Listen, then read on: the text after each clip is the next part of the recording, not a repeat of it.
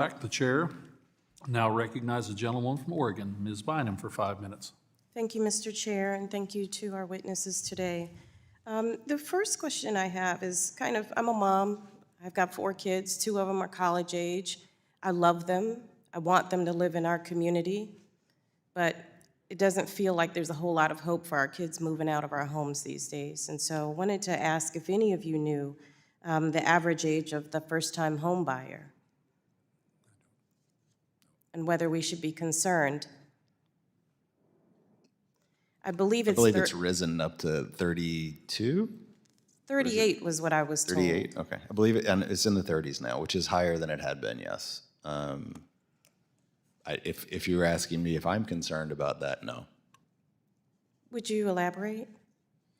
Well, I don't think that the policy that the U.S. Congress implements or that the federal government implements should be directed at picking a particular age for the first-time home buyer. And I think that the reason that the age has gone up is a whole set of circumstances, some of which they can't control. And I don't think that that should be the goal anyway, so. You know, a lot of this is a response to constriction on local supply. So I think a lot of this has to do with our local communities and the zoning laws, and we need to increase the supply of houses, and that would make it more affordable. But a lot of that is just state and local regulation. Okay. That's very helpful, thank you.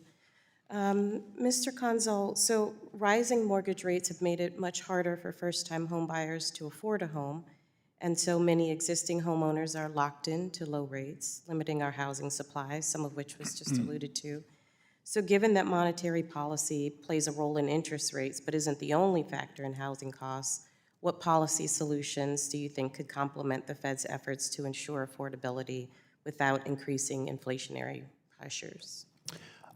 Estimates vary, but I think associations believe there's somewhere between 3 and 6 million too few homes. So policies that allow us to build homes faster and cheaper. More generally, productivity in construction and housing has lagged quite a bit over the last few decades. I think there's been a lot of research trying to figure out why.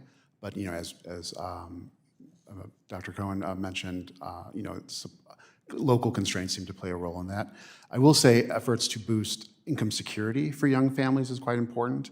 I look at the monthly child tax credit that was fully refundable, that was passed as part of the American Rescue Plan, which cut child poverty in half. I think was an incredibly good investment in families and community. And then that investment in children and families pays off dividends decades later as better health outcomes, better education outcomes, and better outcomes for everyone. Thank you. My second question on that is, we know that increasing the housing supply is critical to long-term affordability, but the higher borrowing costs have made it more expensive for developers to build new homes. So how do we ensure that efforts to curb inflation don't worsen the housing shortage and make affordability even harder in years to come?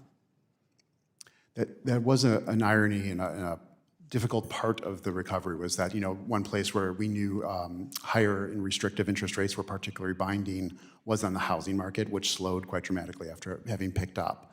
That said, the housing deficit is a longer-term problem. It certainly comes from the aftermath of the financial crisis and the large wave of foreclosures that happened after that, and the much lower rate of housing building that happened following that. So, that was something the Federal Reserve obviously took into account. The fact that the way housing inflation was measured was quite high, but they were also restricting the supply of new housing.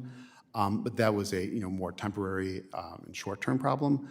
As rates normalize, hopefully we can see home building pick up, and we can find ways to make home construction productivity even better. Thank you.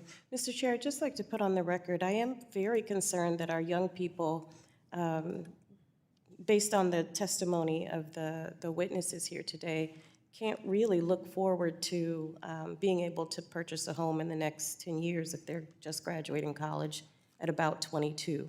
I mean, I think that's what you're seeing as an uprising in this country, and that's really challenging for me.